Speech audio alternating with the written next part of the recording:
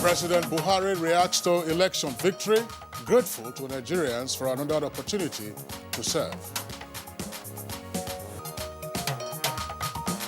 PDP presidential candidate Atiku Abubakar at a press briefing rejects election results.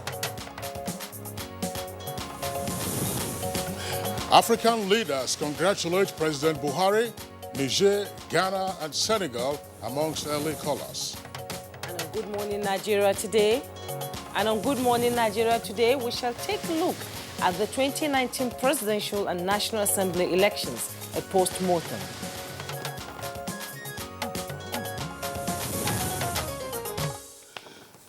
73 candidates and parties were on the ballot for the 2019 presidential elections. But then the widespread impression was that it was a two-horse contest, and as some projected, it was also a time to separate the contenders from the pretenders.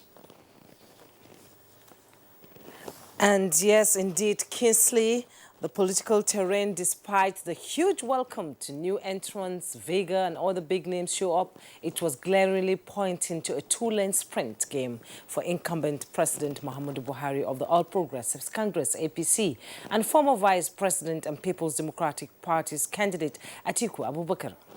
Well, some 2 or 3 other contestants also tried to pull their weight at some point. But then last Saturday's presidential and National Assembly elections actually threw up more than expected in terms of the outcomes. And of course, for the different actors, there were quite a number of surprises, particularly in the National Assembly elections. And 5 days, absolutely, Kingsley, for our many countrymen and women, viewers alike, watching and waiting for the rescheduled day of election was worth the wait, as would a first-time mother traveling in the labor room. Now, 5 days later, how would you rate the conduct of the first set of the elections in 2019? And in what ways did the various aspects of the preparations for the elections, from logistics, security and others, affect the 72.7 million eligible voters, at least based on those who collected their PVCs? Kingsley, we also asked how did the voting patterns swing in the different parts of the country to upset the known establishment. Some of the results you already know, more lessons to pick if you ask me. Of course, there are many matters arising from the conduct and the results of last weekend's presidential and National Assembly elections, and our line of inquiry this morning will cut across several of those relevant issues, as we have done since the beginning of this week. But again, essentially, it will be like taking an appraisal of the polls that took place on the 23rd of this month. It's on that note I'd like to welcome you to this edition of Good Morning Nigeria. My name is Kingsley Osadolo. And I am Juma Yusuf. Good to have you join us on Good Morning Nigeria, broadcasting live on the network service of the Nigerian Television Authority, NTA. We are reaching you live from Abuja, Nigeria's capital city. As always, the complimentary part of the program shall be brought to you, including newspaper review, business, sports, foreign and entertainment news. This morning news is right now with Stella Inamiti. Hello, Stella. Hello, Jume and Kingsley. Good morning, and here is the morning news. President Muhammadu Buhari says he is deeply humbled and profoundly grateful to the millions of Nigerians for judging him worthy of continuing to serve as president of the country for the next 4 years. This was while declared winner by the Independent National Electoral Commission. I do not have the words adequately to thank the millions of Nigerians who voted to re-elect me as your president for the next 4 years. I am deeply humbled. I would like to make a special appeal to my supporters not to gloat or humiliate the opposition. Victory is enough reward for your efforts. President Muhammadu Buhari is reassuring Nigerians that moving the country to the next level is a task that must be done as his administration sustains efforts at delivering a better Nigeria Speaking shortly after receiving his certificate of return as president-elect from INEC, the Nigerian leader promised to engage all parties that have the best interests of the country at heart as he strives to maintain inclusivity in governance for nation building. Now that the elections are over and a winner declared, we must all see it as a victory for Nigeria, our dear country. All Nigerians going forward must stand in brotherhood for a bright and fulfilling future. Meanwhile, African leaders have identified with President Muhammadu Buhari on his re-election for the second term as Nigeria's president. Correspondent reports that Niger, Ghana and Senegal were the early callers. Minister of Foreign Affairs Geoffrey Onyama says the re-election of President Muhammadu Buhari is what the nation truly deserves, as it will consolidate the nation's goodwill in the Committee of Nations. In a statement by Special Assistant on Media, Sarah Sander, the minister also said it was important that the president was re-elected in order to have 4 more years to complete what he has started. The minister further said it could have been a real travesty for the country had the results been otherwise, stating that clearly it would have taken the country back many years. The minister added that the nation has a rare opportunity to have a leader of impeccable integrity whom everybody identifies with a strong moral principles, noting that it was important that Nigerians buy into that.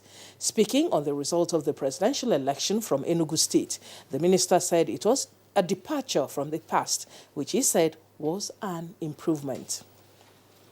Stalwarts of the All Progressives Congress say the re-election of President Muhammadu Buhari is the right tonic for the development of Nigeria's democracy. They were speaking to correspondent Salihu Abdullahi shortly after the announcement of the winner of Saturday's presidential election.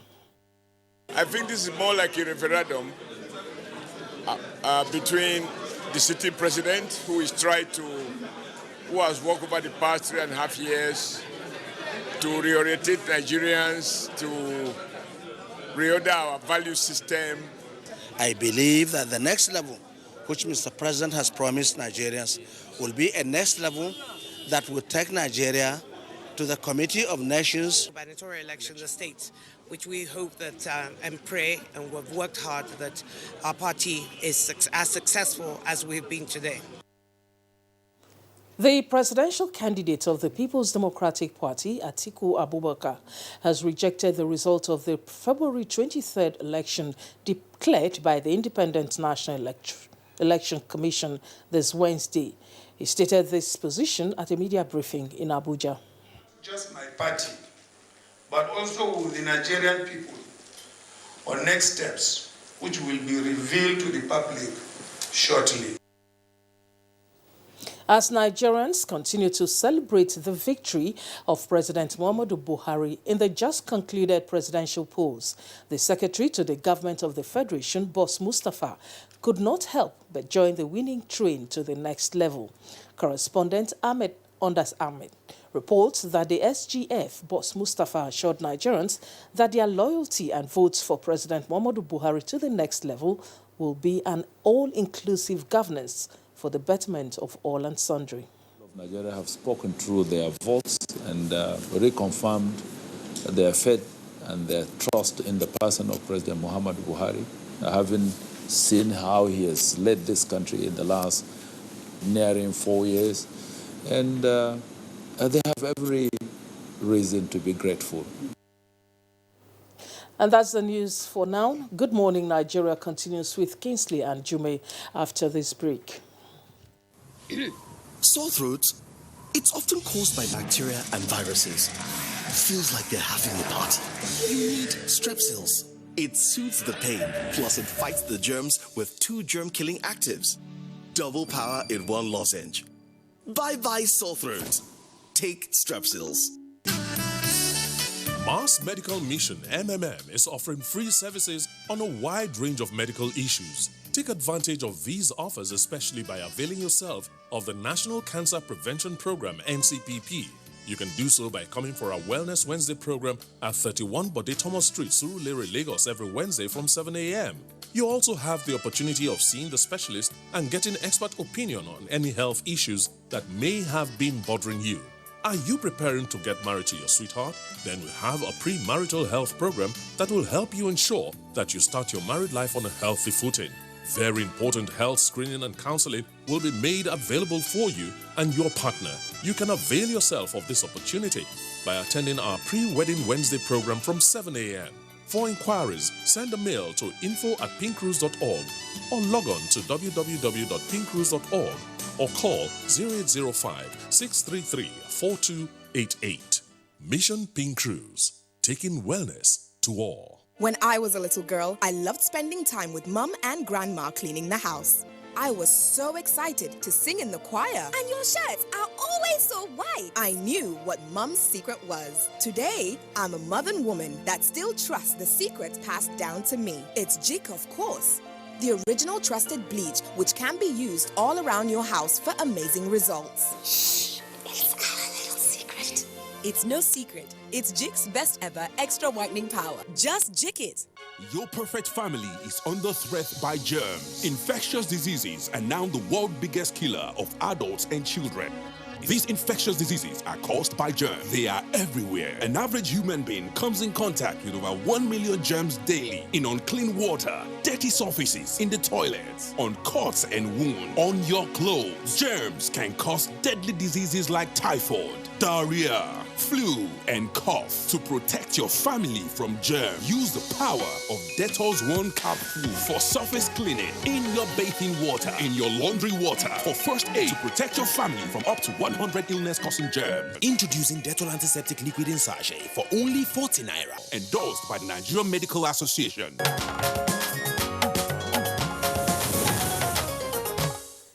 If you're just joining us, this is Good Morning Nigeria, reaching you live from Abuja. Nigerian traders celebrate Muhammadu Buhari's victory as they call for consolidated gains on the success story recorded in agriculture, plus oil prices rise as OPEC resists Trump pressure to ease supply cuts. Details on Business News with Joy Uzo. Let's join Uzo. A cross-section of Nigerian traders celebrated President Muhammadu Buhari's victory in the just concluded presidential and parliamentary elections. A rice dealer in the Gariki ultra-modern market, Abuja, Mrs. Miriam Manza, commended the success story recorded in agriculture in the first 4 years of this administration, saying it has no doubt made Nigeria, to among other benefits, the self-sufficient in rice cultivation. She, however, called for concerted efforts to reduce the cost of rice and total clampdown on rice importation to promote Nigeria's milling plans, create more jobs, and at the long run, see to exports of Nigeria's brand. Anticipating that Nigeria should be patronizing more of our local rice. You can see it. It's looking fine, stone-free, fresh, fine. Unlike other rice that they used to bring it from abroad, sometimes even if they don't buy it, people don't really know that they used to chemicalize it, refine it. And that is the reason why you can see many people have a lot of one sickness or the other. But with this our local rice, one, it is going to elevate poverty, giving many people opportunity, job opportunity. The challenge is about the price, because you can still see that some of the other rice, they used to smuggle it in. If only we work on our border, things will be better. In another development, oil prices rose on Wednesday after a report of declining U.S. crude portfolios, and as Producer Club, Organization of Petroleum Exporting Countries, OPEC, seemed to stick to its supply cuts despite pressure from the U.S. President Donald Trump. U.S. West Texas Intermediate crude futures were at $55.99 per barrel, up 49 cents from their last close. International Brent crude oil futures were $65.65 per barrel, up 44 cents from their last settlement. The United States crude oil stocks fell by 4.2 million barrels in the week to 444.3 million barrels, the American Petroleum Institute estimated in a weekly report earlier. And to stocks, the Nigerian Stock Exchange finished Wednesday's trading on a bearish note, depreciating by 0.71% to close at 32,244.24 basis points. Next is a graphic representation of the closing figures.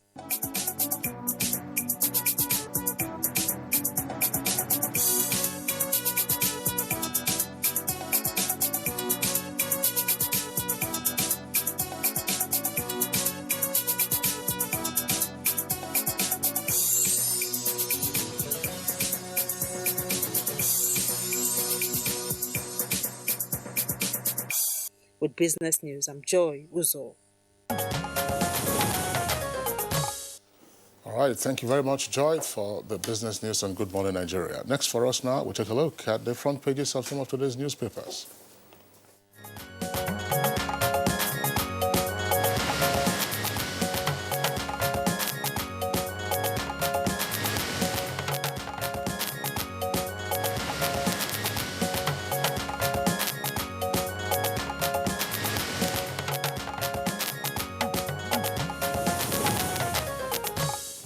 And our newspaper reviewer, Bayo Atuebi, is in the studio. You're welcome to Good Morning Nigeria. Thank you, Jume. Good morning. Good morning, Kingsley. Good morning, Bayo, Nigeria. Good to see you. The Thank front you. pages couldn't possibly have any other story. Of course. Other than the former declaration. Yes, that's right. So let's begin with the Daily Trust newspaper. I just take the lead stories for each of the papers and then get over to Bayo to discuss them, of course, along with the stories that Jumai will also read. Daily Trust, lead story says, Buhari promises inclusive government. Atiku heads to court. With a rider, world leaders congratulate president. Details can be found on the front page with a jump to pages 5 and 15. And you can see the photograph there on the front page of Daily Trust showing the president-elect and his wife and the vice president-elect and his wife after they received their certificates of return yesterday from the chief electoral officer at the International Conference Center. And just above that, you have 2019 elections, voter turnout rises in 19 states. Now, Daily Sun newspaper has it as follows, one with an earpiece, mixed reactions greet Buhari's re-election. Jubilation in Abuja as governors and others salute president. Obasanjo keeps mum. Lead story says with a kicker, as INEC issues certificates of return, we are moving to next level. That's attributed to Buhari. But there's a rider to that, Atiku, our mandate stolen. And you see the photograph there of the president-elect and vice president-elect. For the Punch newspaper says with a kicker, Atiku, I've never seen our democracy so debased as it was on Saturday. With a rider, we won't recognize Buhari as president beyond May 29th. That's opposition parties. Details can be found on page 2. But you see the photograph of the president-elect and his wife receiving the certificate of return from the chief electoral officer. With the headline immediately below that, President dedicates victory to God and Nigerians unfolds agenda. Details can be found on page 2. And just below that, you have other headlines related to the presidential election results. ACF, that's Arewa Consultative Forum, hails Buhari's re-election, urges Atiku to accept defeat. And youths celebrating Buhari's victory attack policemen in Lagos. That's pages 4 and 5. Going to tribunal, not right decision, Abakoba tells Atiku. Details on page 7. Jumai?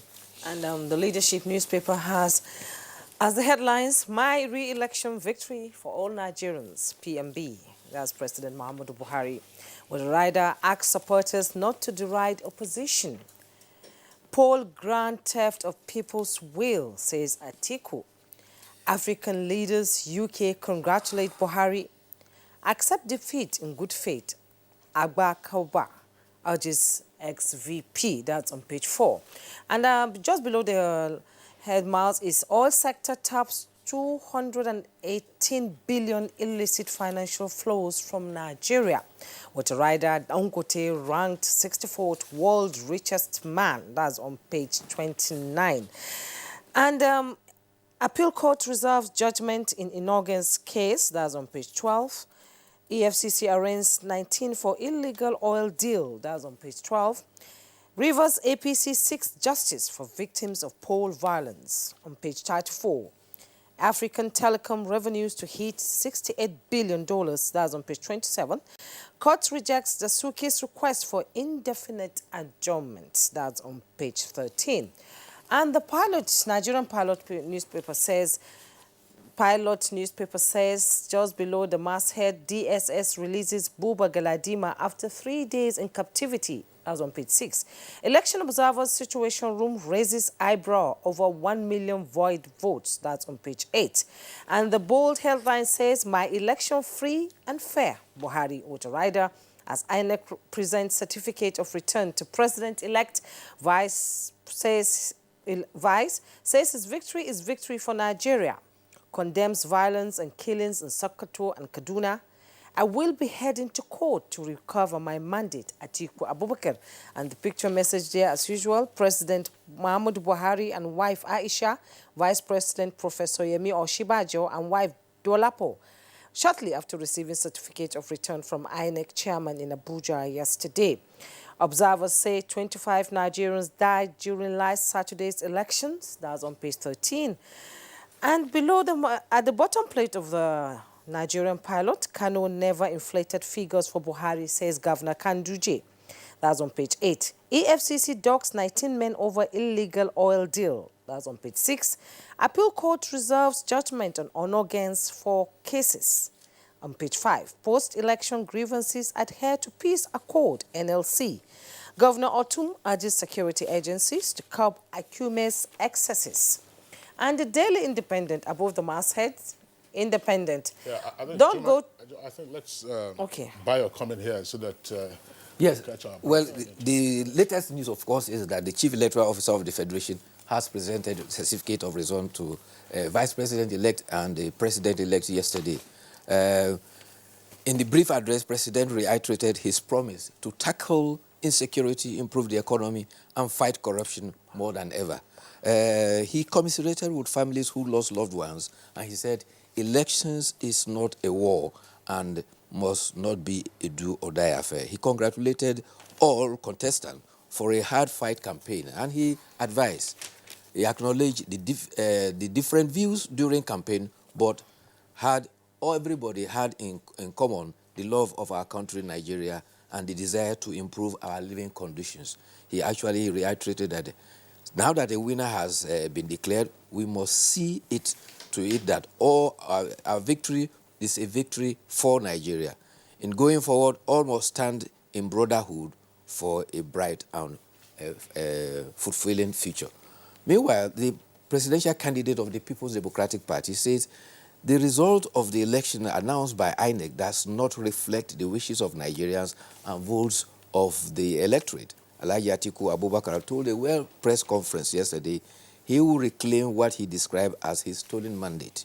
He described the election as the worst in 30 years. He gave examples. He says, in Akwa Ibom, results show 62% drop in voter number.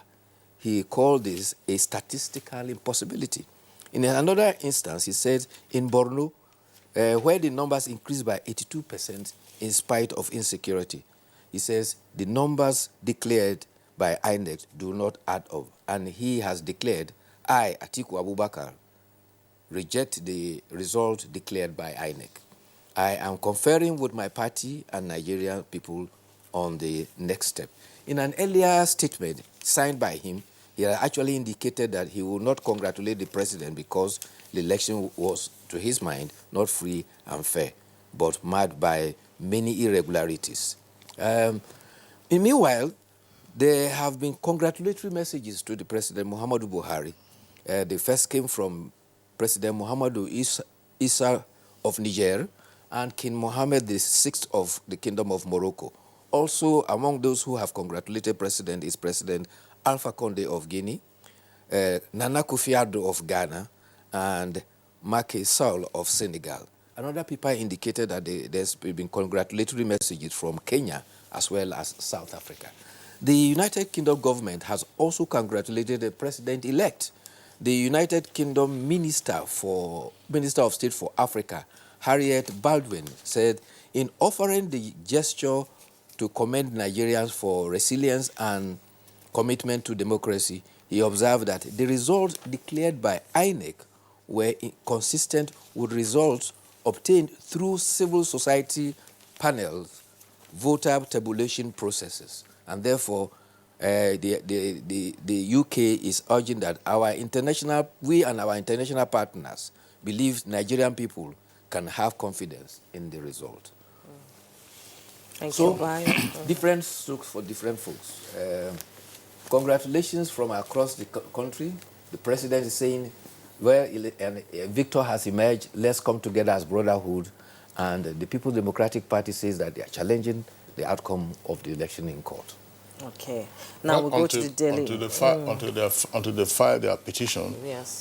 The presumption is that there is no matter in court, as it were, yes. With regard to the presidential election. But we do know that it is only the 2015 presidential election so far that has not been litigated since the Fourth Republic in 1999. And indeed, if you were to go back, the Second Republic, it's the first election that has not been litigated.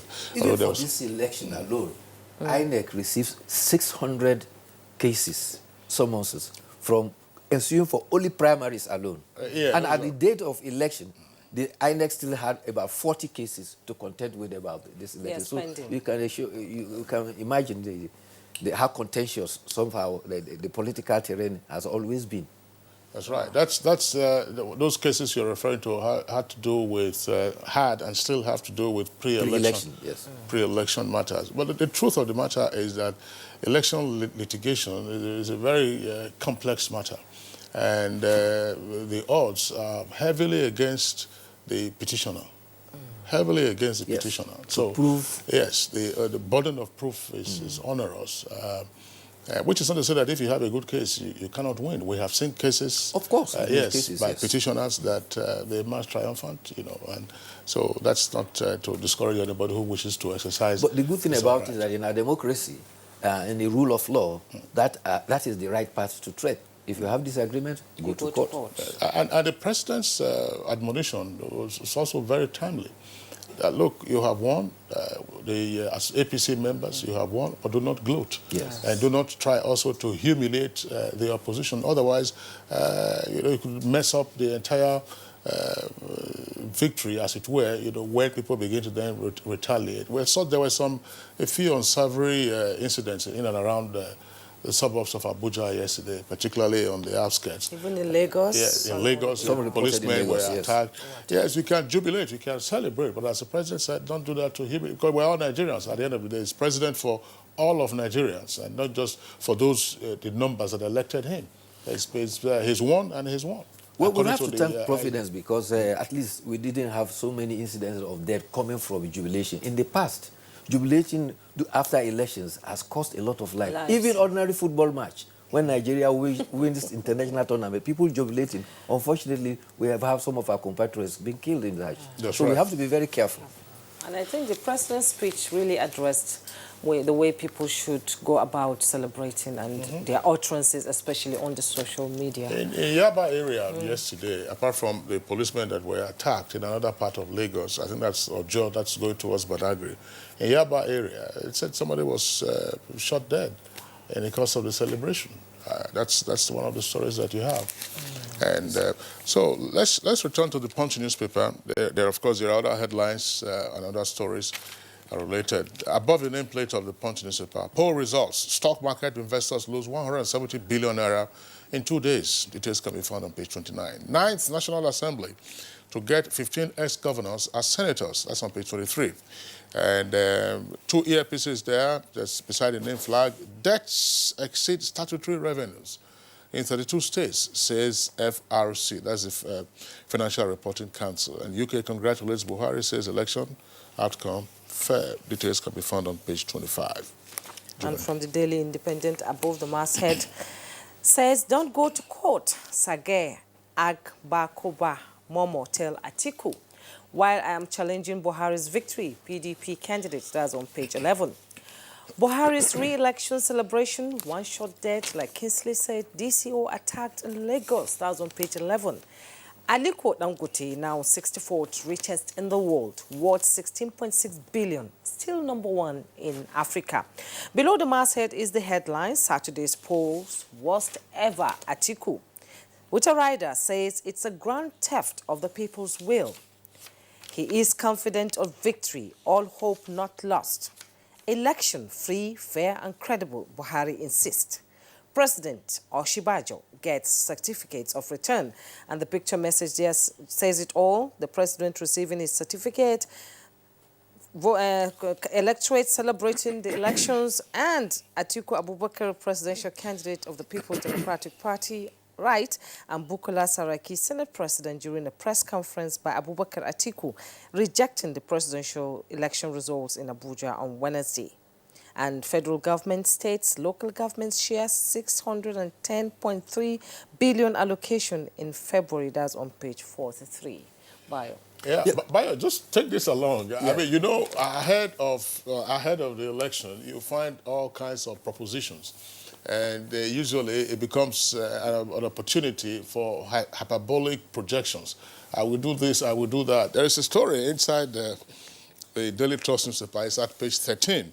Why I couldn't deliver 5 million votes to Buhari, this is according to Ganduje, the governor of Kano.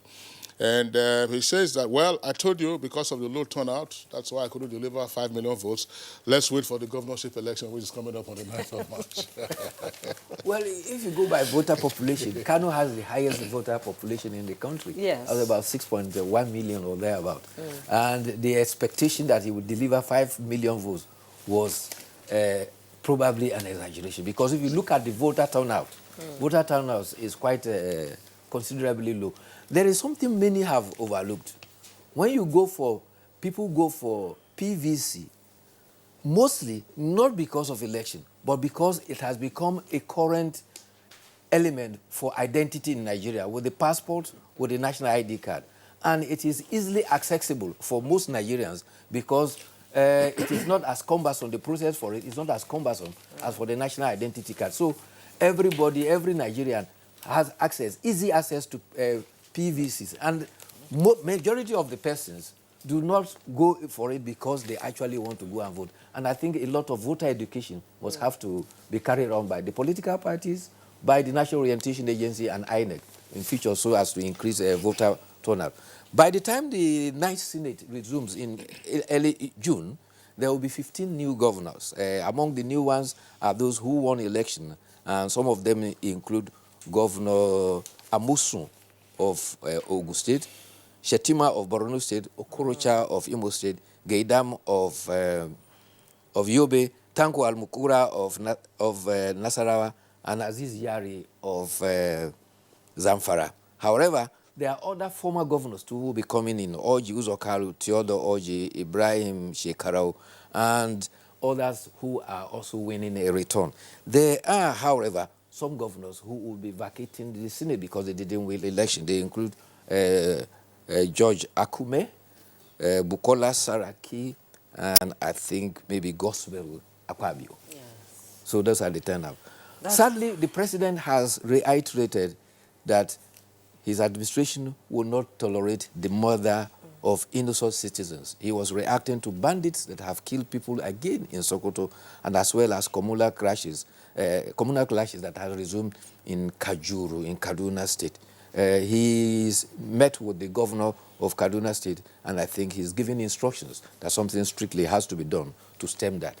The Minister of Information has advised that when the new governor in Kwara is sworn in on May 29, he should declare February 23rd every year as the Liberation Day for Kwara State. However, among the actions coming from Kwara, a voter, Mariam Mohammed, said, "I want to call on the winner, Oluriegbe, to be watchful. He should do well and always remember that what is constant in life is change. If he fails Kwarans, we will give him the same treatment." Okay, Bayo, some shocking results there. And let's now go to the editorial of the New Telegraph with the title, "The Unacceptable Cost of Vote Delay." says Nigerians may have turned out in their numbers to participate in last Saturday's rescheduled presidential and National Assembly elections. But the huge cost incurred by the economy following the Independent National Electoral Commission INEC's postponement of the polls from February 16th to February 23rd is clearly an issue that should not be swept under the carpet. And let's just talk about it. We're running out of time. Yes, actually, the editorial is happening on the fact that with an economy that is struggling to come out of recession, trying to stabilize, to have that additional cost that came from the rescheduled election is not acceptable. Therefore, the editorial commends the posture by President Muhammadu Buhari that circumstances leading to the postponement of the election shall be investigated. And he points out some of the consequences that as a result of the postponement, the National Assembly too had to put forward its resumption, thereby further delaying the passage of the budget for the 2019. Similarly, the Joint Administration Matriculation Board had to cancel its mock examination because it fell on the same day. And is already raising alarm, the editorial is raising alarm that we are hoping that the next date for the gubernatorial election and state assembly elections will not see any postponement, because if it moves, then it could also tamper with the next date for JAMB, which is scheduled for March 23rd or thereabout. In summary, the editorial is saying that the National Assembly and the executive should collaborate to ensure that measures are put in place to reduce the heavy cost of elections. It observed that around the world, Nigeria election has one of the highest, and something has to be done, particularly introducing electronic means. And they ask, sometimes people ask generally, if you could use your ATM anywhere around the country, why can't you use your PVC wherever you are? And this is a challenge for INEC. That is a challenge for INEC. Identity management issues, no doubt about that. But in terms of cost of organizing elections, I think I've cited this example here. Yes. 25 years ago, that was 1994, South Africa had its first non-racial elections. That's the first general election that ushered in democracy, and Mandela became president.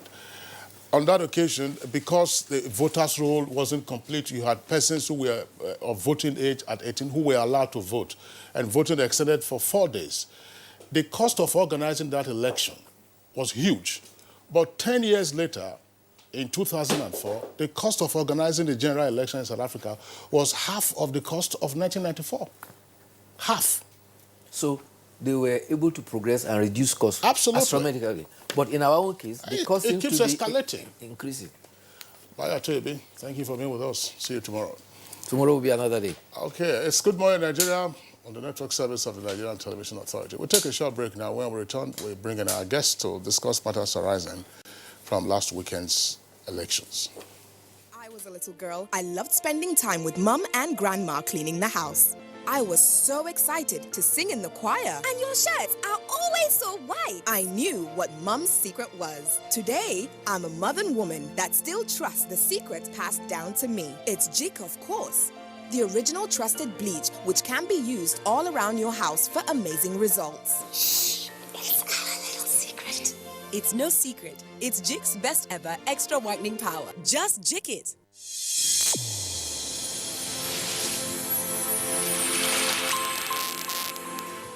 A new edition of TV Guide is out with special focus on the role of the media in election coverage. Exclusive on the National Broadcasting Commission, its mandate as the sole regulator of Nigerian media. Dr. Toba Daba Ben and Ishak Modibo Kawu now. This edition also features the king of stand-up comedy in Nigeria, Ali Baba. NTA standards to be ready for election transmission after decades of abandonment. Find out from the DG transactional elections in our political space. An evil wind that blows no good. DG, National Orientation Agency causes TV Guide, your indispensable companion, x-rays the impact of social media on electioneering process as electorates present their expectations from incoming government. Meet some TV professionals behind the screen and other inspiring stories in sports, entertainment, and lots more. Grab a copy at the vendor near you or NTA stations nationwide. TV Guide, your indispensable companion.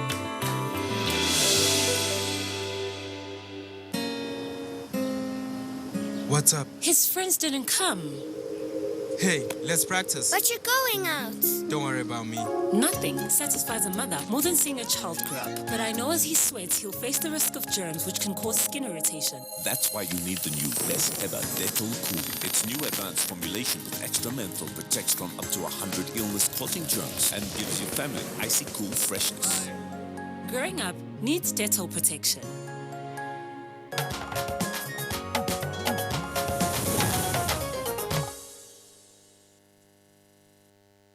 You are watching NTA, Nigerian Television Authority. For more information and news updates, visit our website at www.nta.ng, or you can follow us on Twitter at NTA News Now, or you can like us on Facebook at NTA Network News. Stay connected on our YouTube channel at www.youtube.com/NTA News Online. Watch our live stream at www.nta.ng/live. NTA, you can't beat the rich. This is Good Morning Nigeria, and we're having a post-mortem of the 2019 presidential and National Assembly elections. Let's take a look at this background report put together by Abdul Malik Adiu.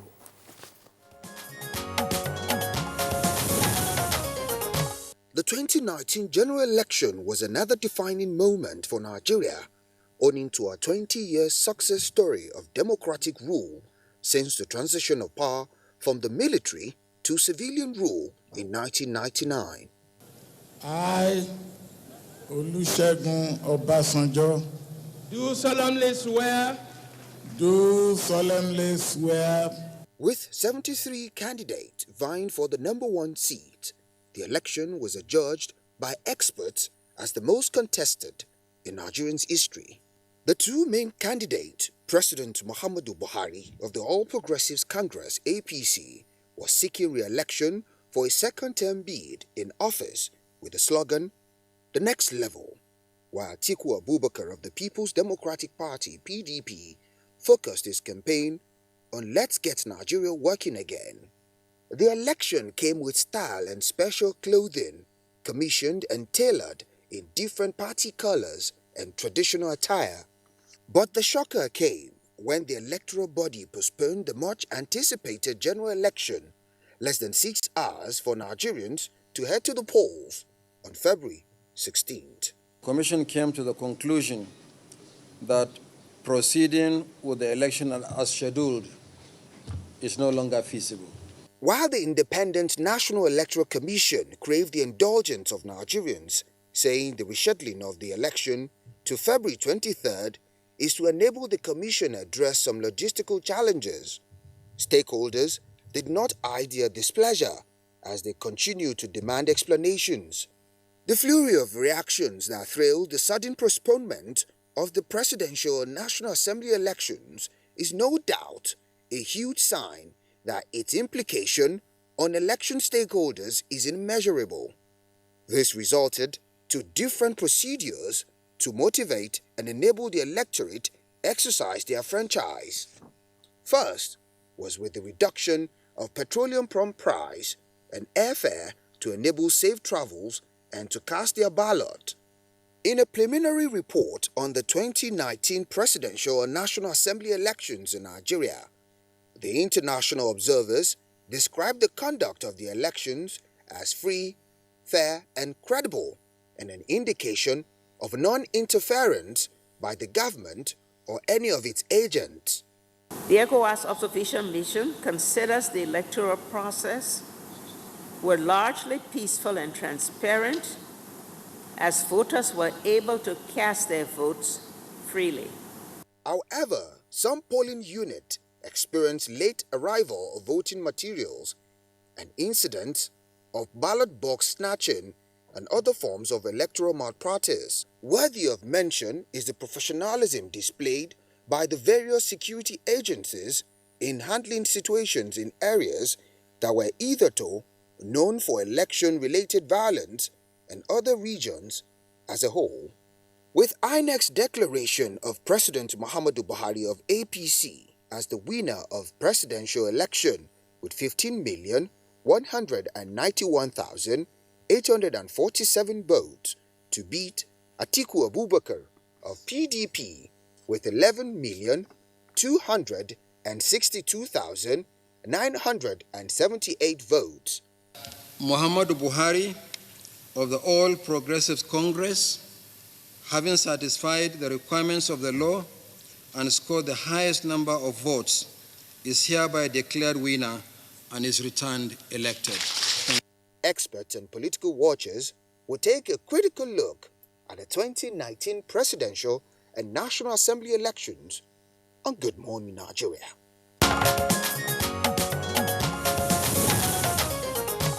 All right, joining us on the studio now to discuss matters arising from last Saturday's election, we'd like to welcome once again Professor Abdullahi Shehu. He's a former Director General Intergovernmental Action Against Money Laundering in West Africa, that's GIABA, but he was also an observer in the course of the elections. Professor Shehu, pleasure to have you again. Thank you, Good it's my Morning pleasure. Nigeria. Thank you. All right, also here with us, another familiar face on Good Morning Nigeria is the former Deputy Governor of Abia State, Dr. Chris Akomas. Dr. Akomas, pleasure to have you with us on the program. Thank you. It's nice to be here. Okay. Do you mind? And then we have the lady in the house, Lady Nkiru Selene Okoro. She's a gender and policy analyst for Women's Situation Room Nigeria, powered by Women's International League for Peace and Freedom. You're welcome to Good Morning Nigeria. It's a pleasure to have you. I'm delighted to be here. Thank you. Are we going ladies first, case ladies morning?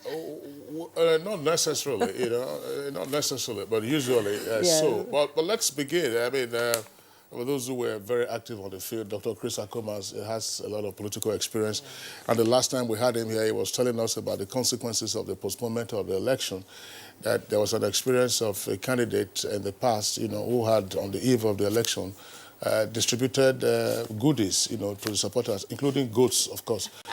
By the time the elections were postponed, he went back to try to retrieve some of those goodies, and they told him that they had slaughtered the goat. How is that possible? Well, of course, quick, because they needed to do pepper soup and ngwagwo. Anyway, Dr. Chris Akomas, pleasure to have you with us on Good Morning Nigeria. Tell us something. What is your reading of the outcome of last weekend's elections, presidential and National Assembly? Thank you. First, let me start by commending Nigerians for their patience and comportment, the way they conducted themselves, and more so, the INEC, the Independent National Electoral Commission, the headship of Professor Yakub Mahmoud, and the entire team to have been able to organize this, notwithstanding the initial hiccups and the postponement. We must commend them for a peaceful elections and the outcome. And the security agencies that did their work, in most cases, they were very professional, and they did their best to ensure that nothing got out of hand. So I would say overall it was a good one, very peaceful.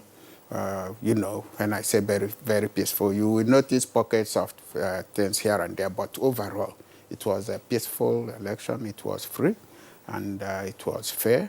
And based on where in the field where I was also part of the field operations of the campaign, field operations committee. So I did a lot. I would say that it was also credible. There will be issues that we'll get into as we go along, but overall it was good, and to the glory of God. Today we have a president-elect, and Nigeria is still together in one piece. There were so many things, and tensions were up, that we have a president-elect and members of the elected members of the National Assembly. It's something to be grateful to God and to commend everybody. So I'll say to God be the glory, and congratulations to Nigerians and all that worked hard for this to happen. All right, thank you very much, Dr. Chris Akomas, for your opening statement. Professor Abdullahi Shehu, let's have your take. Well, let me join him in congratulating Nigerians and commending the efforts of the electoral body, the INEC and the security agencies, and also the political parties, the way they acted. I think those who predicted that either A or B would win have won. In other words, Nigerians have won the election. We have seen the results. We have seen the processes. We also we appreciate and commend the role of the international observers who were here to give us support and also their dispassionate assessment of the situation. However, there were so many issues that arose in the course of the election, beginning with the reasons that led to the postponement of the election in the first place, meaning that after this election, it would be necessary for Nigeria to sit down as a people to discuss some of the challenges that we have been facing all along in the course of our elections over the years. For example, look at the number of political parties that claim to have presented candidates for elections. 73 party flags have to appear on the ballot board, thus making it a little bit very cumbersome, and it does not look very, very good. I think we need to sit as a nation to discuss that. The other issue would be the challenges that INEC face. INEC, to my mind, has done its best because at least despite all the challenges, it was able to organize an election that is assessed to be relatively fair and free. So, but you expect that normally there will be matters arising, especially from the actors in the election. For those who won the election, they believe that the election was free and fair. For those who lost the election, they believe that there were massive irregularities that will need to be addressed. These are issues that, as Nigerians, we have to know that when we go for a contest, it is sure that somebody will emerge as a winner and another will emerge as a loser. So let us put the country first as our priority, sit down and reflect over it. It's a matter of 4 years. 4 years will come back and then we re-strategize and go back to the field again to see what we can do.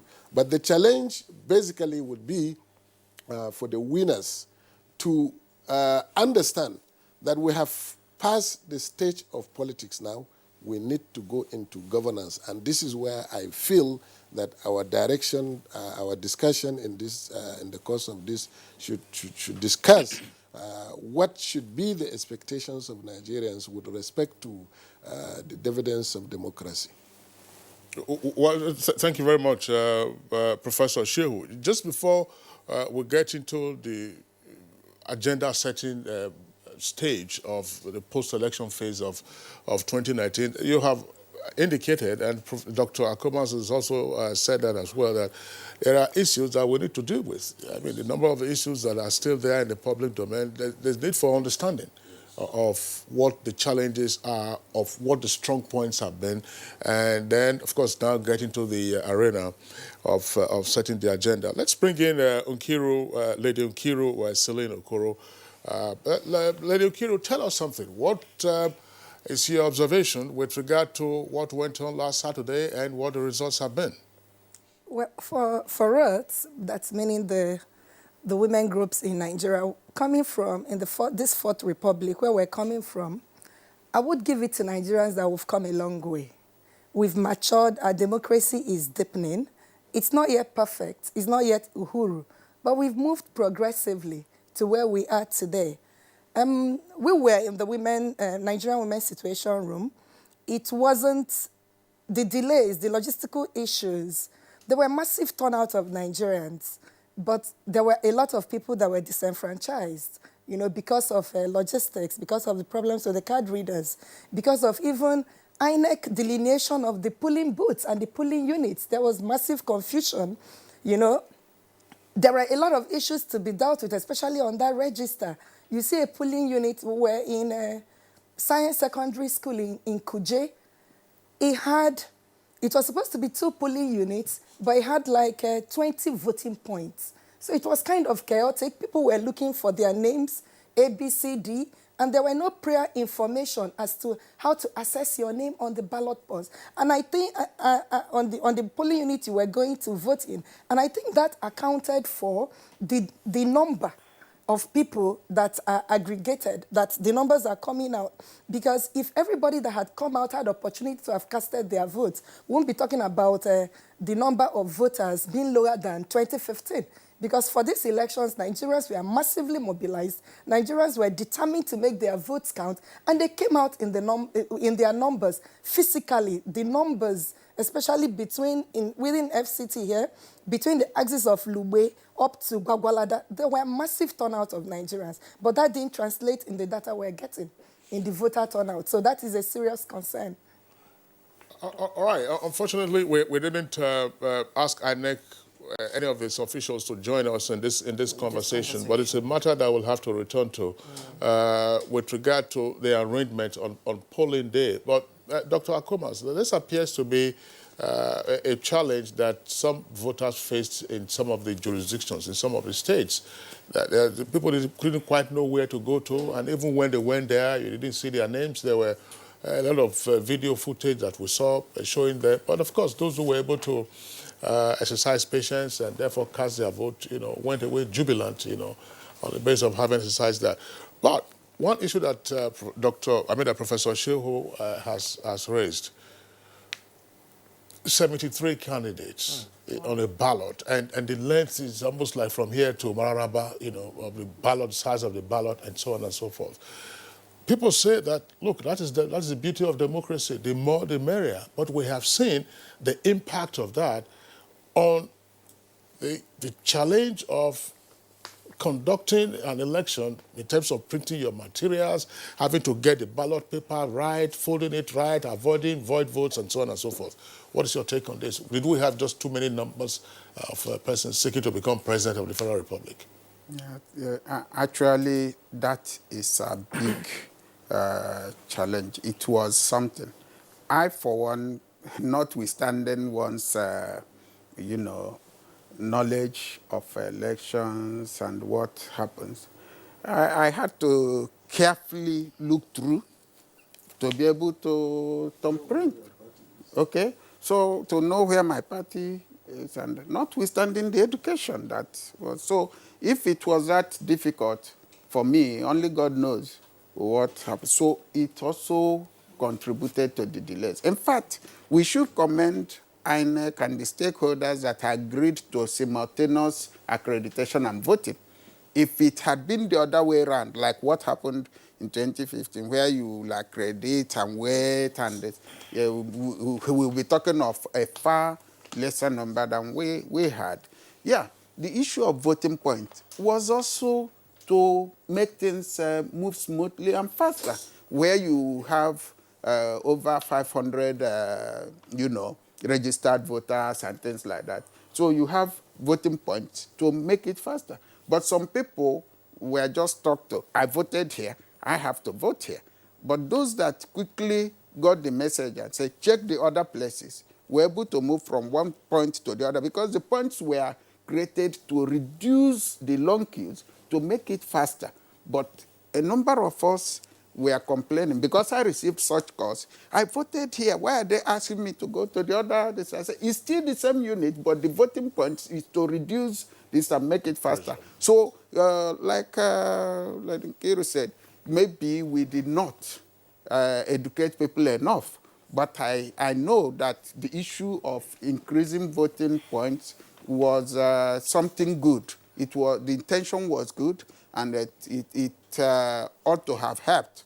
But in some cases, due to the level of awareness and education, it did not help as much as intended. But in some areas, it did help also, where there was, especially in the rural areas, where everybody knows everyone. You come to the place. We had some units like that in my community, and people will come and say, okay, yes, you are in this unit, but your voting point is not here. Look, go to any of the other ones. And they quickly moved, and they would be asking people, I know I usually vote after you. Where is your name? You know? So amongst them, they collaborated, and they were able to find their points. So it's something we have to improve upon.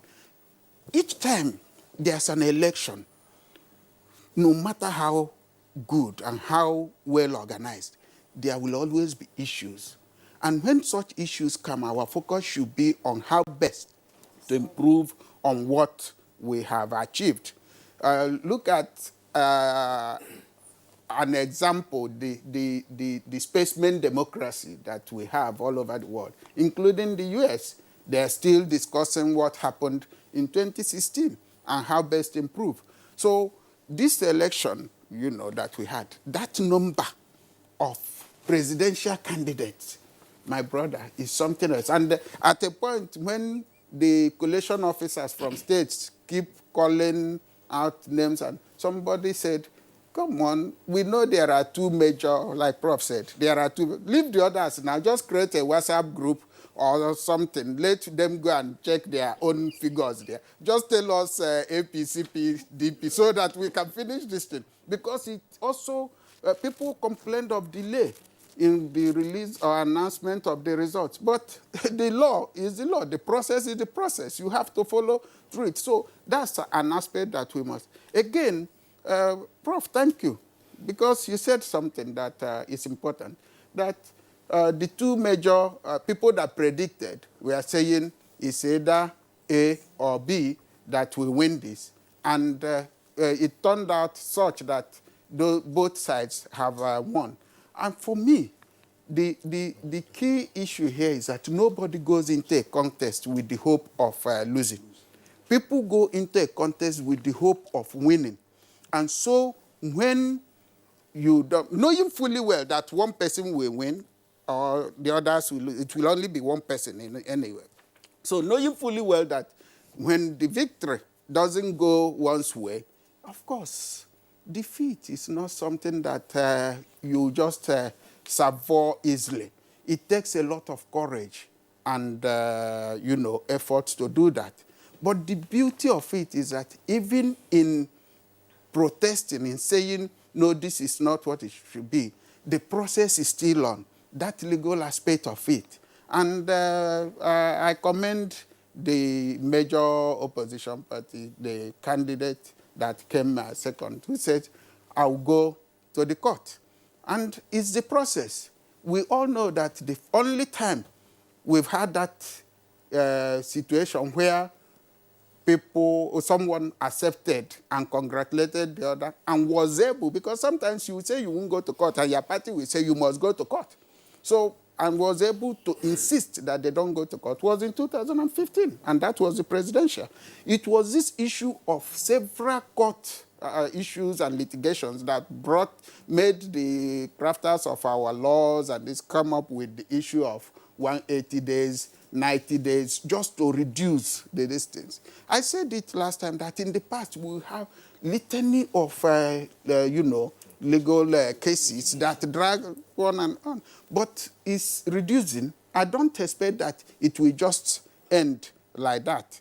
You mentioned things like someone mentioned the issue of how many cases INEC had to cope with before the elections. And even during the elections, people were still serving things on them. And you can imagine the weight of that. So cases, this improves so many things for us. As we go to court, it clarifies issues. It helps us also improve on the processes that we have. It helps us grow and make our legal system more robust.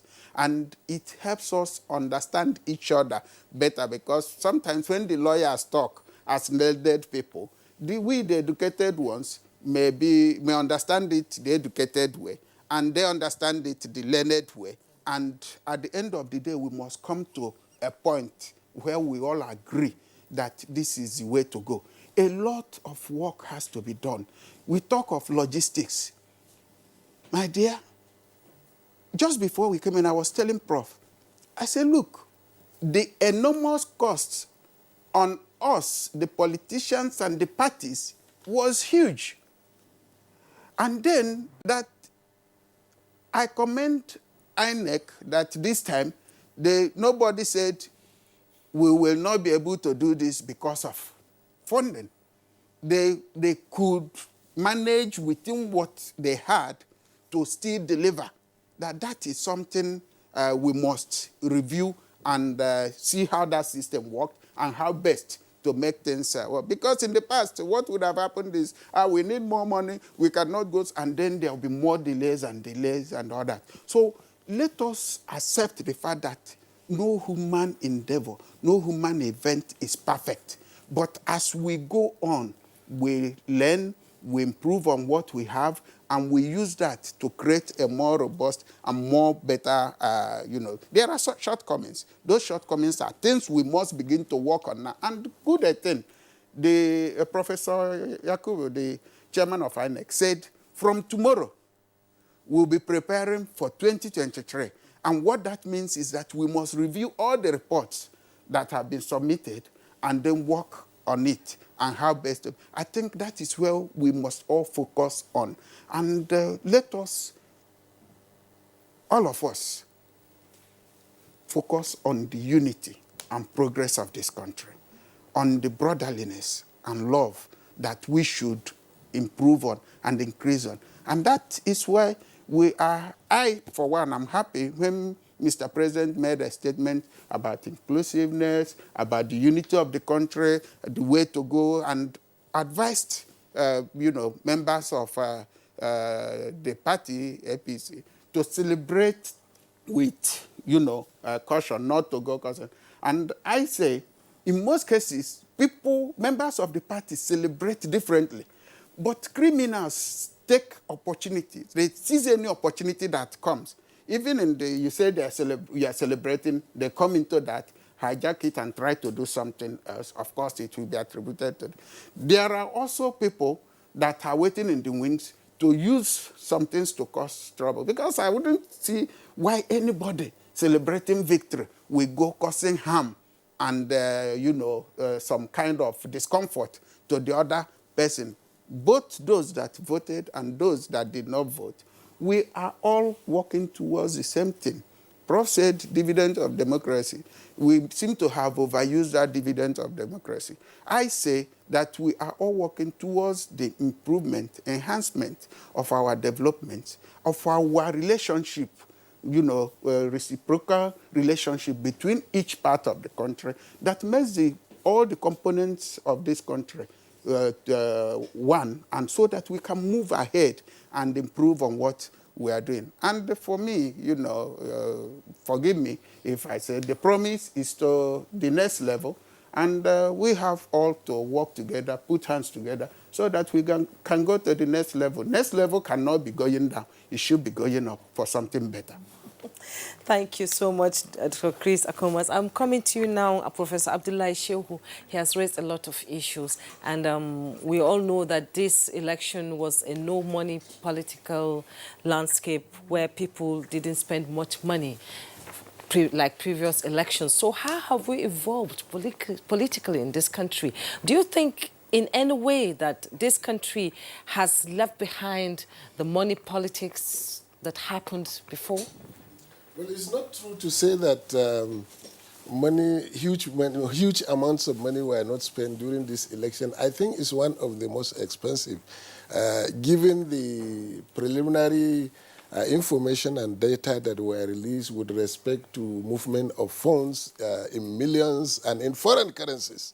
Because if it is alleged that $150 million is being moved in cash, if you translate that into Naira, you can imagine how much amount of money has been involved.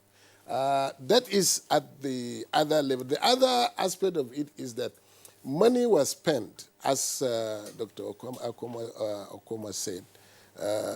The political parties had to pay their agents, they had to cater for their logistics, they had to do so many things, and not doing it once, doing it all over again after the election was postponed. So to that extent, money was massively used, but whether it was used in the right direction or not, nobody has any evidence. One of the things I was looking at during my observation mission in Lagos was the issue of vote buying. And my empirical finding is that it's so difficult to establish the evidence of vote buying because of the way it happens. Is it before the person goes to vote, or is it after he has voted that he will now be settled? It's very difficult to establish. And the most difficult aspect of it is how to gather the evidence that if you want to prosecute somebody accused of vote buying or any financial inducement, what standard of proof do you establish to get that, and where do you get the evidence? Now, coming to your specific question of financing in politics, ideally, there should be a limit on the expenditure for all the political parties, and the electoral body should be responsible for monitoring to ensure that they comply with the provision of the law. In fact, the Electoral Act provides that a report should be given indicating the financial ceiling limits of the political parties, but I don't think that has been strictly adhered to since we have been doing this. Do you think it can work in this country, you know, trying to tell you that this is the amount of money you're supposed to spend during elections? Is it possible in Nigeria to adhere to that? Well, nothing is impossible, because if the politicians are really interested in cleaning up politics, virtually everything is possible. They have to be very transparent in what they are doing.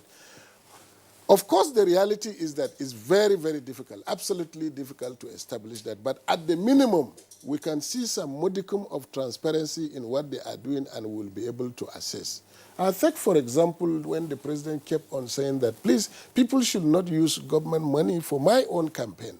This is a very good signal to the people to know that, yes, it's the wrong thing to take government money to go and campaign. On the other hand, the sources of funding of the political parties, there is no open methodology for assessing the sources of funding for the political parties. In 2014, the PDP government at that time organized a huge fundraising dinner where a lot of money was raised for the campaign, but ultimately nobody got the exact figure that was raised and how it was used. So this is one of the challenges that we need to address, but I can tell you that it's going to be one of the most difficult. But we can learn from other jurisdictions. In a small country like Costa Rica, the issue of campaign financing was an issue, and they were able to find a solution, even though Costa Rica is relatively smaller than Nigeria. In America also, there are ways by which things can be moderated.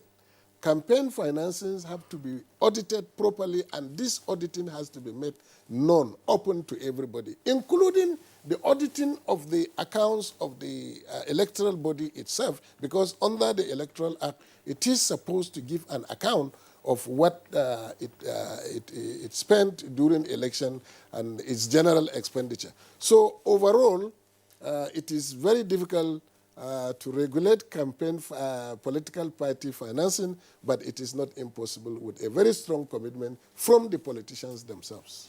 All right, thank you very much, Professor Shehu. Now, back again to Lady Nkiru Okoro. Well, still on the role of, shall we say, dirty money in the elections. Did we see a lot of evidence of that? Often referred to as see and buy, you know, following what happened in the off-cycle elections. I'll quickly tell you, compared to Edo State and Osun State elections, I can authoritatively tell you no. Because this is one election that Nigerians were determined to be part of it.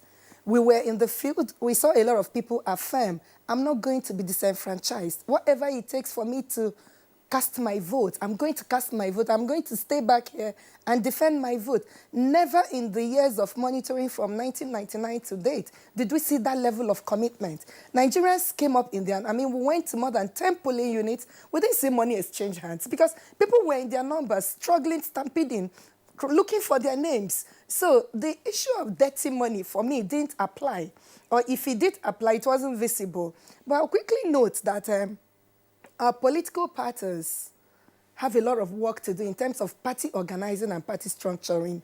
Why do I say this? Way back in The Guardian, I was privileged to be in Germany, Gummersbach, and you could see that even long before election dates or electioneering, there are massive mobilization of candidates or participants or members of a political party at a deliberate measure. And belonging to a membership of a political party, it's not a free movement. It's something that costs you time, energy, and resources. So there is need for our political parties to go back to drawing board and decide what kind of party do I want to. We had things like the Green Movement, the Social Democratic parties, and all that. So we need to define our sources of income. And then we did a research between 2016 and 2017 on who are those making key decisions for us. A federal government-funded research trying to disaggregate data both on women's participation in politics and the involvement of men. And we found out that after elections, everybody goes to sleep. The parties don't pay their party officials. You see things like the women leader, the chairman, they're not stipendal. How committed do you want them to be? So the process of now going into electioneering period makes it so expensive that they are forced, because for a work of 3 or 4 years, they get paid for a period of 2 or 3 months. That is not sustainable. And that is not encouraging. So if you engage people, there is need for them to be properly remunerated so that you can retain them. So, and I think all the parties in Nigeria are guilty of this. Perhaps that also informed the lack of citizens' education, awareness, and the parties have a lot of responsibility. And I think INEC, at the umpire, also reviewing and overseeing the activities of political parties. We've gotten to the level in our politics where we should begin to put checks and balances on how our parties are managed, from the ward level to the national level. And then the issue again of politics is local. We find that absolved because over the years, we've tried to argue on citizens and residency rights. Quite frankly, Nigeria is home to all of us. Every Nigerian should be privileged to be home and contest wherever the person is. This idea of you live in Abuja or you live in the cities, and when it's time for politicking, you start rushing back to your village, to your community, to your wards. The first reaction is that, oh, you remember we're here. It takes you a lot of resources for you to determine and convince them, oh, you didn't come to collect their votes and run back away to the city. So there's a whole lot of changing and reformation we need to do in our political process. What we currently have is too expensive. And it is too expensive, and it is a huge burden on the money bags and the influencers who really want to play active part in politics. So we have a lot of study, a lot of reviews, and a lot of reforms to do to get our political participation to be the ideal that meets minimum international standard. That is what we should go for. Thank you very much, Lady Nkiru. Incidentally, last year, as the political parties splintered ahead of this year's general elections, we discussed political party management on this program on a number of occasions. We didn't have you on that program, but some of the points that you have raised now were also articulated by our guests, and we do hope that going forward, these are matters that they will factor in. The very relevant issues, Dr. Akumas, that Lady Nkiru has raised, that politicians keep a distance from their constituents, and then near election time, it's like a stampede, and then you have all kinds of checkpoints and roadblocks that have been set up, so which tends also to escalate the cost of electioneering. Why is our politics the way it is, that it gets so expensive, near election time, and after elections, everybody just says, oh, we have won, so nothing else. Those who have lost, they fall into a coma. Kingsley, this issue of funding of elections and the political activities is something that we have discussed and keep on discussing over and over again. But I want to point out a saying, as expensive as elections. There is nothing as expensive as an election, no matter how organized. But what Prof said, which I key into, is in spending this money, it must be transparent. It has to be clear what are the sources of the income and how are they being spent, and who and who are involved. In party politics, you hear people talk about stakeholders.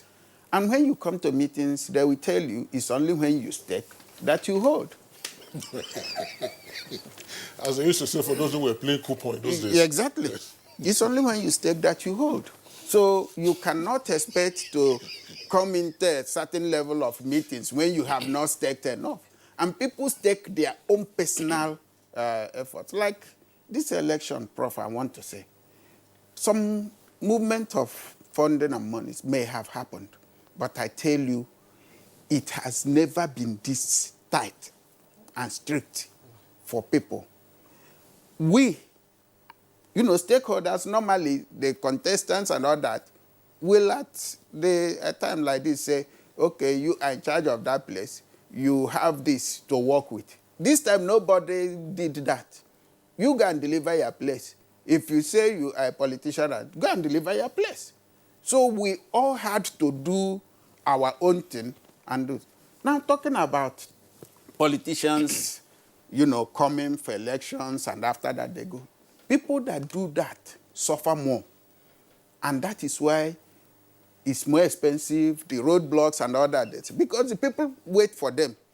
And when they come, they say, okay, you have come again. This time, this is what we do and how we do it. But if you are in tune with the people, when we talk about politics being local, it's not that it's only people that are indigenous of that area. It's that wherever you are, that locality, you should be part of the progress, what is happening, part of servicing the, environment. And if you do that, on election day, you don't go through the hassles and troubles that others go through. If you are within a community or a society and you participate, they know that you are free and clear. They know when it is time, you'll be shocked at the support you get. But those that come, the seasonal ones, when they come now, they give them bills. And sometimes, even after paying the bills, they will still do what they did. And when they... Is it estimated is it estimated billing? In fact, the bill... Most times it's estimated. And when postponement happens, like that of 16th that happened, and they want to get one leg of goat or one of... The people will say it's already slaughtered. You have to come again. Bring another one. So, you see, the issue is that when people work with the people throughout the period, they enjoy better support and better protection. Because for me, you say you are politicking, you are not with the people, you are exposing yourself to all sorts of dangers. And you have opportunity that God has given to you, you are occupying a position, whether in the executive or in the legislature, and you don't come back to the people, they don't see what you have done. People may think they don't, maybe they don't even know. They know, they wait for you. So when it's season, they'll say, okay, this is the harvest season. And since you have worked for 4 years and we must get all our own now. I'm aware that somebody somewhere called his community and said, please, I need to win my unit. You people should vote for me. And gave them all sorts of things, what he has spent and all that. And the people said, if you had spent something of this thing you have spent here, it would have been better. But good thing, we are going to vote. Let us vote. He did all the things, gave them some money. And the people went to vote and made sure that the man did not win. So he was angry and said, hey, I appealed to you and gave you some money. Where is my money? They returned the money in the same denomination, in the same everything like that. So people, the awareness is increasing and it's growing. Now, talking of money politics, what has happened is that with this, with what Mr. President did, we have started the journey, the process. It's not easy, but we will get there. And that's where we must all work towards. I remember we were here discussing, you know, the elections before this election. And Prof said something about improving on what we had and moving forward. That is important because it's when we go through an activity that you discover where you have done well and where you have to improve upon. We need to improve upon these areas. Good thing too, the elections in the past, vote buying was so visible, nobody, but today, Prof said, it's difficult to even say, I saw this and how. And she said the same thing. It means that people now know that it's, and for the first time, for goodness, EFCC got involved in monitoring what happened. So during the balloting, people knew that somebody somewhere was monitoring and watching. So nobody wanted to get on the wrong side of the law. So these are things that happened. And let me just mention here as we go on that talking about the the number of voters that were accredited and that and collected. Doctor, come on, we'll come to that. Okay. We'll come to that. That's of course another leg of our conversation. That will be after this short break. And then we will return to also take a look at the tweets that have been sent in by our viewers using our Twitter handle at NTAGMN.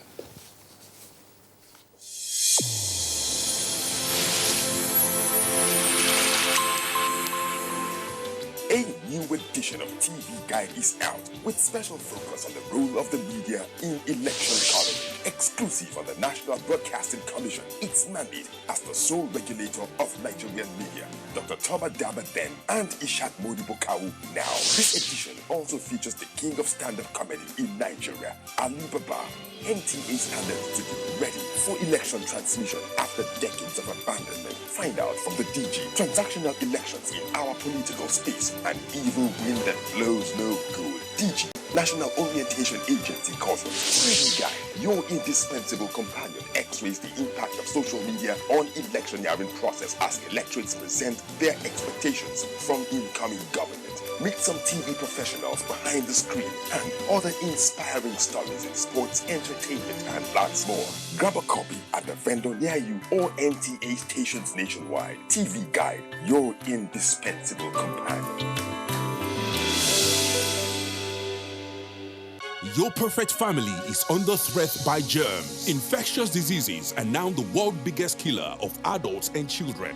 These infectious diseases are caused by germs. They are everywhere. An average human being comes in contact with over 1 million germs daily in unclean water, dirty surfaces, in the toilets, on cuts and wounds, on your clothes. Germs can cause deadly diseases like typhoid, diarrhea, flu, and cough. To protect your family from germs, use the power of Dettol's One Cup Flu for surface cleaning in your bathing water, in your laundry water, for first aid to protect your family from up to 100 illness-causing germs. Introducing Dettol Antiseptic Liquid in Sachet for only 40 naira. Endorsed by the Nigerian Medical Association.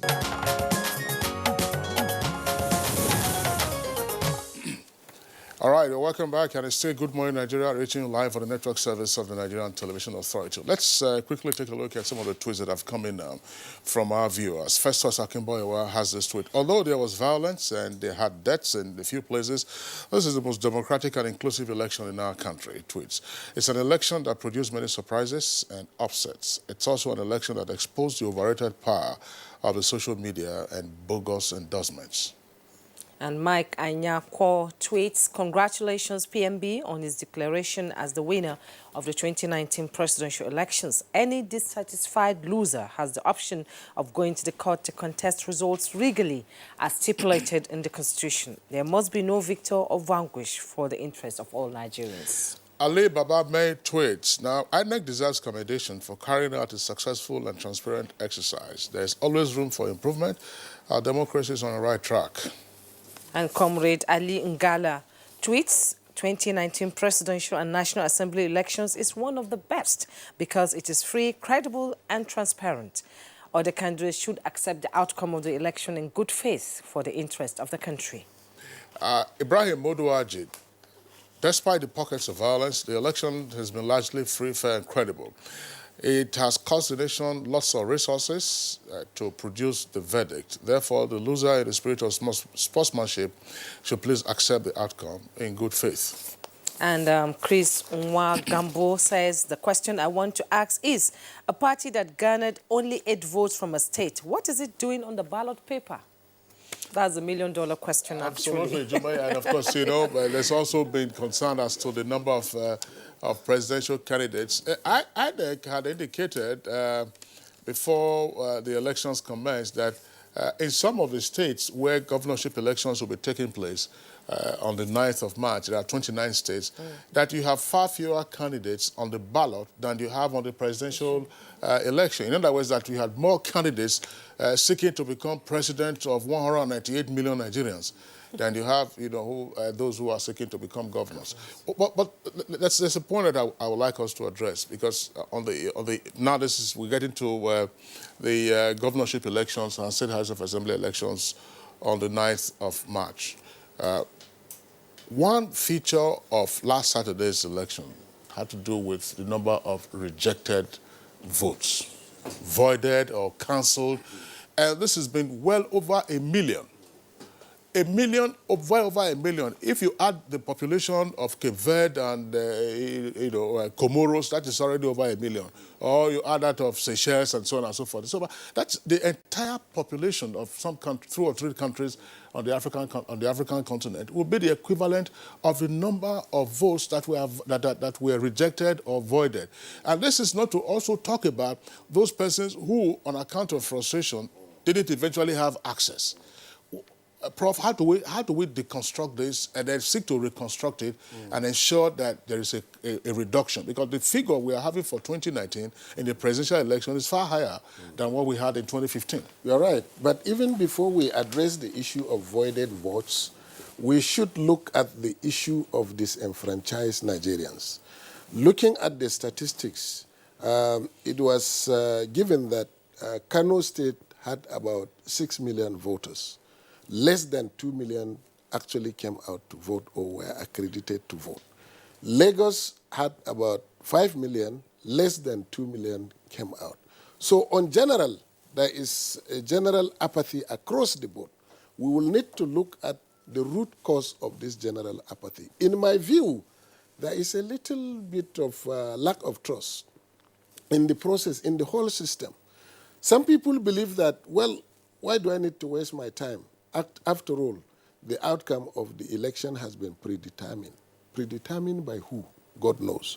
Secondly, well, okay, looking at what INEC is doing, how are we sure that we can trust INEC to do the right thing, and therefore people are not going out to exercise their franchise, and et cetera, et cetera. So this is one of the national issues that we will need to sit down and address and look at the institutional arrangements that will build confidence in the electorate to really go and vote. Let them vote for whoever they want to vote for. Now, coming to the issue of voided votes, this is really an issue of concern. But it is, well, the many party symbols on the ballot box, on the ballot paper, may have contributed to some extent. But also, perhaps, some people wanted to do certain things in a rush. And when you are trying to do something irregular in a rush, the tendency is that you'll make a lot of mistakes, and therefore there will be a lot of mistakes, and so some votes will be voided. Maybe in some places, some people wanted to rig the election, and maybe they rigged more than the number of accredited voters, and therefore they had to void some votes. So this is a problem that has to be looked at within the framework of the entire electoral process. We should begin to think of how really we are going to improve the system in such a way that the loopholes that people exploit, either to rig election or to undertake whatever type of malpractice, are blocked. It's only in Nigeria where you see a very almost tight system like this that people can still beat the system. You go to the polling booth, you see your name, and your passport is there. You are the only one who will vote. So Nigerians will not imagine that, okay, well, if I thumbprint this, it will be recorded as who is voting.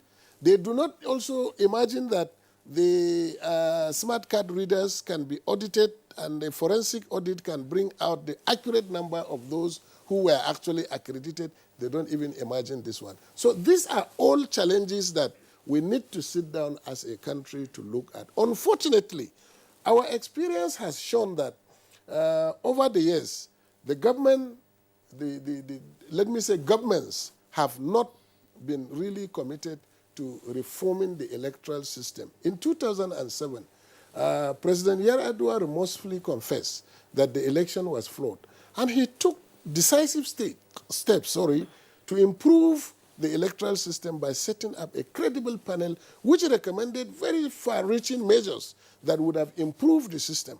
The politicians jettisoned the report. Nothing happened with that report. In 2011, we had the widest violence Nigeria had ever experienced in election. President Jonathan set up the Lemu panel that came out with also very far-reaching recommendations, which were not implemented.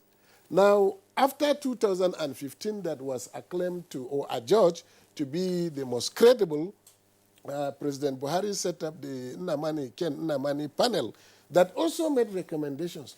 What happened to all these recommendations? Are we really committed to improving the system? Now, some steps were taken also to amend the Electoral Act, which did not succeed. Obviously, the process of improving our electoral system should begin today, immediately. Once a new government is sworn in the next 2 years, something should be done. Otherwise, the political calculation will be that if I implement this recommendation, it's going to affect my chances or the chances of my party to do X, A, B, and C. So, as a matter of fact, the politicians have to demonstrate commitment that they are interested in improving the electoral system for the better, for themselves and for Nigerians. All right, Professor Shehu, thank you very much. Some of the aspects of the Waste panel on electoral reform, some of them have been implemented, but not yet, not wholesale. Not the consequential aspects. Yeah, some of those very critical ones that are still hanging. Lady Nkiru Okoro, give us your own perspective on how it turned out that we have over 1 million void and cancelled votes.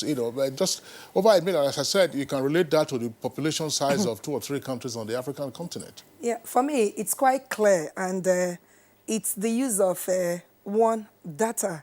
In the course of this election, I'm privileged to relate with the NDI, IAGA, PVT process, and it clearly states with the voter register that we're using dates back to 1999. And then you ask INEC, between 1999 and today, millions of people that are in that register have lost their lives. They ought not be there. How much cleaning has INEC done to delist those who are deceased in our register? They tell you that the process of delisting anybody is so cumbersome. You have to get a court affidavit, you have to get a death certificate, and a lot of Nigerians are not interested in. And then the whole politics of, you've delisted the Igbos, or you delisted the Muslims, or you delisted the Yorubas and all that theaters had to be contended. But whether we like it or not, if a voter is deceased and ought not to be in the register. So the onus is on INEC to begin to delist those who are known to be deceased in our register. INEC tried to do that sometime last year, and I think there were reports in that regard. Yes, there were. And they were delisting, persons who had, of course, been confirmed to have passed. Yes, to have passed. But we're talking now about spoilt votes, or votes that were just rejected. I now go back to voter education, where the political parties have a lot of role. If you notice, even in the campaign processes, there is very limited or minimal effort in voter education. Nigerians have a right to be educated, both on the party logos, on how to fingerprint. I mean, the issue of using the index finger just came like 2 or 3 weeks to election. For a country that is 198 million people, and you use 3 weeks to educate them on using the index finger. No, we are not doing justice to our responsibilities as a political party, as a people. And I think now we should use the remaining 8 or 9 days to the next election, before March 9th election. Let every party that has a candidate that is contesting in this election go back and educate their voters on how to thumbprint, so that will reduce. Voter education is the clear panacea to voided votes. People need to be educated. Exactly. Yeah, Juma, Yes. I'm wondering, Dr. Chris Akomas, we were right on the field. Part of the challenge that has arisen from the perspective of commentators, according to them, is the somewhat unclear rules for INEC officials or the electoral officials to cancel voting at particular centers. In some units, you know, tens of units were just cancelled virtually peremptorily. And plus the voided votes, this, of course, tended to have aggravated the incidence of disenfranchisement. What's your take on this? Thank you. First of all, let me comment on the number of voided or cancelled votes. You said over so figure. And then using the countries, you know, that have smaller populations. That I think we have to relate the cancelled votes with the number of votes that voters that participated during the elections. Otherwise, we won't get a clear picture of it. I want us to remember that the INEC, the rules for these elections, they came up with a draft. They invited the stakeholders, the political parties and everybody, presented it, and it was, you know, reviewed, and at the end of the day, the policies, the rules were agreed upon. And part of that is that if you in any unit refuses to use the smart card reader, that place will be voided. That's one. Two, we have, given our experiences in the past, that if any violence occurs in any place, that place will also be cancelled because you can never vouch for what happens after that violence. Three, if people are caught openly campaigning or vote buying, it will. So there are several reasons to void votes. Yes, it's high, but then the rules have been set. It's one thing to set a rule. It's another thing for the people to comply with it. And talking about the voter education and all that comes to play. But then, if we even talk about the turnout, you know, I was speaking on that. Yes. As political parties, as all the stakeholders, what was our language to the people? Did we give them confidence and hope that when they come out to vote, they will vote in safety and go back in safety? What did we say? What were we telling our party members, the youths? Because if you think you are telling them something in secret, they are going to tell their people, this is it, this is it. Don't go out so that you won't hurt yourself. And then what strategies did we adopt? Some political parties may have adopted the strategy of scaring voters away from certain areas so that they can have, you know, some control. And when you do that, it will affect things. And when that happens, you come to a unit that is supposed to have maybe 350 that have 350 registered voters. And what you see on the queue is a total of 50 persons or thereabout. Then the people will vote. At the end of the day, somebody somewhere tries to outsmart, to be too smart. And the monitoring people, the observers and others are watching. They begin to send their messages and escalate. When it's cancelled, it's cancelled. So that is why we must look at what has happened. How did we even come to agree and accept these rules? It was because of our previous experiences. Now that we have tried it and said, how do we make sure that these things will not happen again? It has happened. It's a serious matter, and we have to do something about it. And then those that have been disenfranchised, as we talked about, was it fully intentional or out of their own volition to say, let me just sit and be safe instead of coming out. Some people voted. I know someone who said, I must vote. This is my first time of voting. I am going to vote. You know, so they made sure that they voted. But those that have been voting, some even thought, some did not even appreciate the fact of this simultaneous accreditation and voting. Some thought it was going to be like you accredit and wait, and so they decided not to. So a lot of things are involved, and we have to work together. Together, this is not a question of party, but it's for Nigeria, for our unity and for our progress. We all have to work together to improve on this system. But yes, is it something that we must all be concerned about? Yes, we must be, because the number is high. You talked about trust earlier while you were responding to Kisley's question, and is that people now go out to vote people they want? Is that what happened in the 2019 elections, where you saw the tumbling of some political juggernauts losing elections, shocking results, actually? So let's look at the National Assembly. How is it going to play out with different people coming in, others going? Are we going to see a more vibrant National Assembly?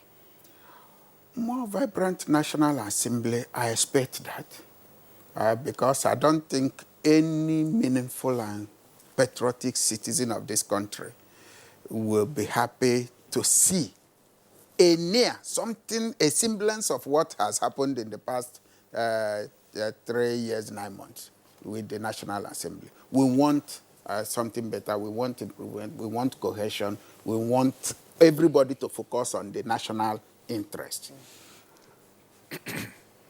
Look, this election is something. Look at the kind of people that couldn't make it back. It's something. I hope we are learning from it, like Prof said. Most people, and I advise people, my fellow politicians and all that, to learn from what has happened. Can you imagine a sitting governor losing senatorial seat, sitting in this country, in the way and manner that it happened, and that it happened only his own senatorial zone? So, and many others, people will consider, in the words of the late K. Omba, the men of Timber and Calabar, the juggernauts in politics, that they lost in their own place. And where you did not even expect people to win, they won. Yes. And there are so many names. Now people are asking, who is that? Which name? Who won? What is the name of? And that is, we are evolving. I have always said that democracy is an interesting thing. The system is self-cleansing and but it takes time to get there. And I think we are evolving and evolving well. So that issue of trust, people are now, they are no longer looking at political parties these days. They are looking at the face. Is that Kingsley? Okay, we know him. He can do this. Well, where is his own party? They put. Okay. Nobody voted for me this time. No, I use because if I use myself now or Prof, they know that nobody. But that is what is happening. People are now looking at the personalities and the antecedents, and so they vote. And you will see people from the other parties, even if they will say, I am going to vote for the other person because I believe he is going to do more than. So that issue of trust is important, and the awareness is going. But we must go back to dance. The dance steps that we make must be the right ones, so that we don't discourage our people from voting. All right, Professor Shehu. Briefly. As brief as you can possibly be. Closing thoughts. Yeah. Very good. Excellent. Well, taking from the point he has said, you see, nobody predicted the outcome of the 7th Assembly, for example, or 8th Assembly, that turned out to be something else. It was majority APC in the National Assembly, but it did not play out like a one consolidated party. The same thing has come out now. The report I am reading is that about 10% of them have criminal charges or are under investigation. And they are also heavyweights in their own constituencies. And it looks like the outcome has also given a majority to the APC. So we will look and see how they manage this victory that has been given to them at the executive and the legislative arms of government, and let there be a united government that will really develop programs that will bring the support that Nigerians deserve in a democratic setup. Finally, there must be constructive engagement for reforms of our electoral system.